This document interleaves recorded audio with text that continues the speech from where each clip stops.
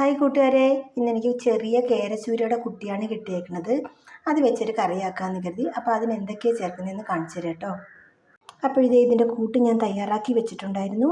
അതിൽ എന്നതാ ചേർത്തതെന്ന് വെച്ചാൽ കുറച്ച് കൊച്ചുള്ളി ചേർത്തിട്ടുണ്ട്, തക്കാളി, വെളുത്തുള്ളി, ഇഞ്ചി, പച്ചമുളക്, കറിവേപ്പില ഇത്രയും ചേർത്ത് നന്നായിട്ടൊന്ന് എണ്ണയിൽ വഴറ്റിയതിന് ശേഷം കുറച്ച് മുളക് പൊടി, മല്ലിപ്പൊടി, മഞ്ഞൾപ്പൊടി, കുരുമുളക്, ഉപ്പ് ഇത്രയും ചേർത്ത് നന്നായിട്ട് ഞാൻ എണ്ണയിൽ വഴറ്റി വെച്ചേക്കുന്നതാണ് കേട്ടോ. ഇനി ഇത് മിക്സിയുടെ ജാറിലേക്കിട്ട് നന്നായിട്ടൊന്ന് അരച്ചെടുക്കുക. അതിനുശേഷം നമുക്ക് ബാക്കി നോക്കാം. അപ്പോൾ ഇത് നമ്മുടെ കൂട്ടൊക്കെ അരച്ച് കഴിഞ്ഞു. ഇതിലേക്ക് ഞാൻ ചേർത്തേക്കുന്ന കുറച്ച് പുളിവെള്ളം കൂടിയാണ് കേട്ടോ. ഇനി ഞാൻ ഒരു ചട്ടി അടുപ്പി വെച്ചിട്ടുണ്ട് കേട്ടോ. ഈ ചട്ടി അത്യാവശ്യം ഒന്ന് ചൂടായി വരട്ടെ. എന്നിട്ട് നമുക്കിതിലേക്ക് എണ്ണ ഒഴിച്ചു കൊടുക്കാം. ചൂടായി ഇതിലേക്ക് നമുക്ക് കുറച്ച് വെളിച്ചെണ്ണ ഒഴിച്ചു കൊടുക്കാം കേട്ടോ. വെളിച്ചെണ്ണ ഒന്ന് ചൂടായി വരട്ടെ.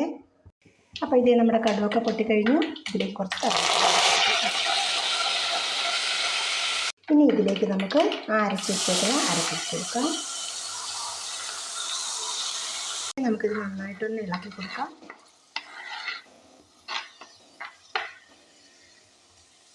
നമുക്ക് നന്നായിട്ടൊന്ന് ഇളക്കി കൊടുക്കാം.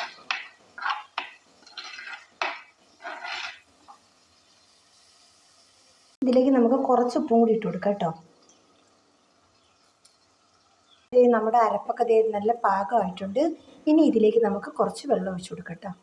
അരപ്പിൻ്റെ വെള്ളം തന്നെ ഞാൻ ഒഴിച്ചു കൊടുക്കുന്നത് കേട്ടോ.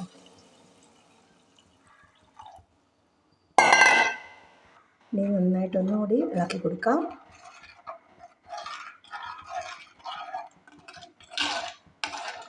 ഇനി നമുക്കിതൊന്ന് തിളച്ചതിന് ശേഷം ഉപ്പിട്ട് കൊടുത്താൽ മതി കേട്ടോ.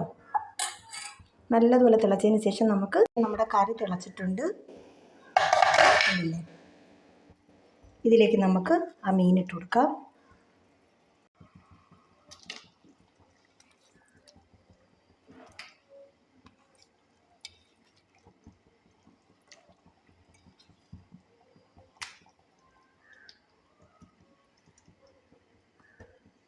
ഇനി നമുക്ക് നന്നായിട്ടൊന്ന് ഇളക്കി കൊടുക്കാം.